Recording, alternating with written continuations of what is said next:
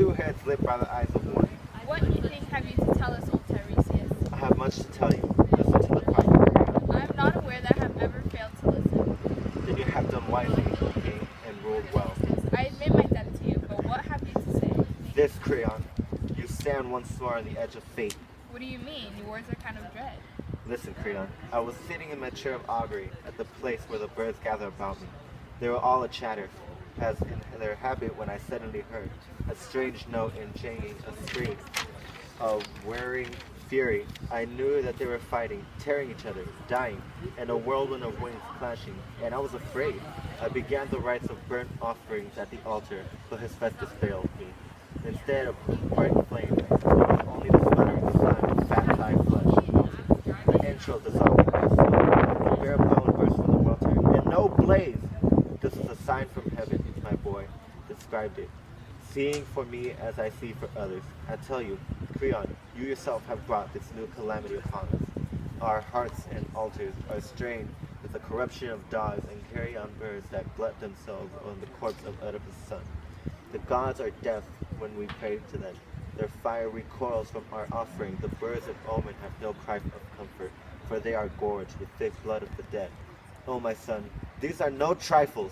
Think, all the man make mistakes, but a good man yields when he knows his course is wrong and repairs the evil. The only crime is pride. Give in to the dead man, then. Do not fight with a corpse. What glory is to kill a man who's dead? Think, I beg you. It is for your own good that I speak as I do. You should be able to yield for your own good. It seems that prophets have made their life their special province. All my life long, I have been a kind of butt for the dual arrows of tutoring fortune tellers. No, Tiresias, if your birds, if the great eagles of God himself should carry him stinking bit by bit to heaven, I should not yield.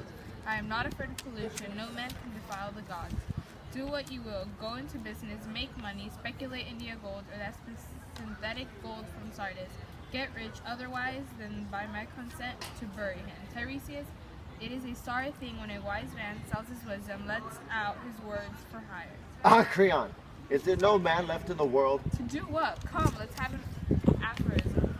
No man who knows that wisdom outweighs any wealth? As surely as bribes is baser than any basis. You are sick, Creon. You're deathly sick. As you say, it is not my place to challenge a prophet. Yet you have said my prophecy is for sale.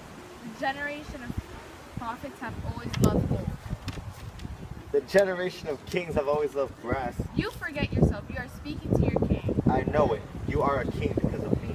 You have a certain skill, but you have sold out. King, you will drive me to words that... Say them, say them. Only remember I will not pay you for them. No, you will find them too costly. No doubt. Speak whatever you say. You will not change my will. Then take this, and take it to heart. This time is not far off when you shall pay back. Corpse for corpse, flesh of your own flesh. And you have thrust the child of this world into living night.